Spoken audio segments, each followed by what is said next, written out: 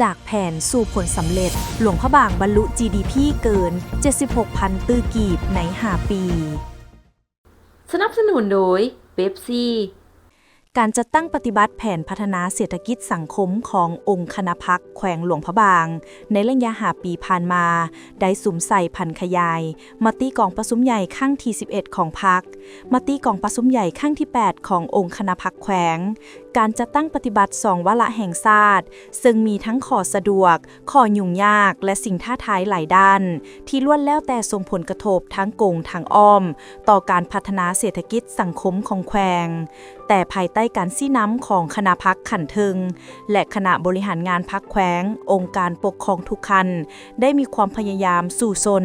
จะตั้งปฏิบัติบรรดาคาดหมายของแผนพัฒนาเศรษฐกิจสังคมและแผนงบประมาณกุ้มตนเองเคียงคู่ไปกับการจัดตั้งปฏิบัติ2 วาระแห่งชาติมติของสภาแห่งชาติและสภาประชาชนแขวงเห็นให้เศรษฐกิจของแขวงสืบต่อมีการขยายตัวสังคมมีความสงบมีความเป็นระเบียบเรียบร้อยและปลอดภัยได้โดยพื้นฐาน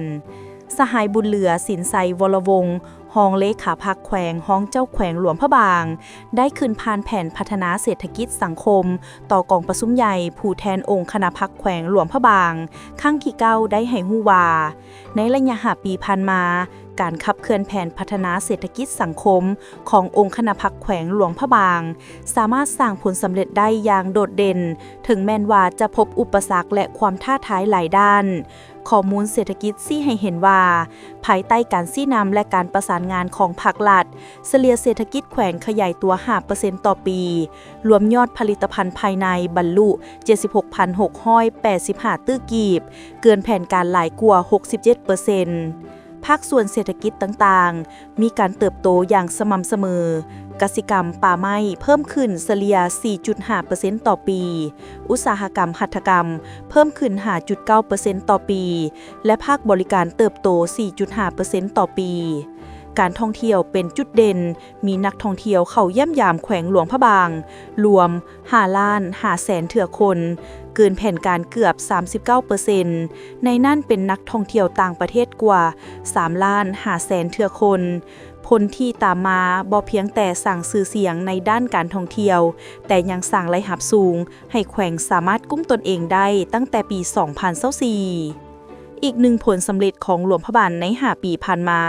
แม่นสามารถสร้างครอบครัวพ้นทุกข์ได้เกือบ 7,000 ครอบครัว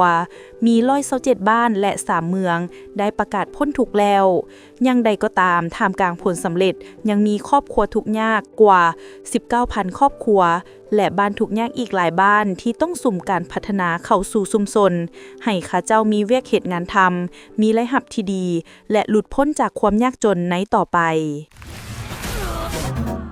ในมือที่โซกบ่เข้าข้างมีฟ้าเหลืองโซกอยู่ใกล้กูเที่ยวขีดเป๊ปซี่แจกแท้แจกจริงแจกเงินสดทุกมื้อพร้อมทั้งรถจักรโทรศัพท์และดื่มฟรี 200,000 รางวัลส่งรหัสกล้องฝามาที่ Facebook Messenger เป๊ปซี่ลาวลุ้นรับรางวัลทุกมื้อเริ่มแต่วันที่18 สิงหาคมจนฮอด15 พฤศจิกายน 2025นี้เท่านั้น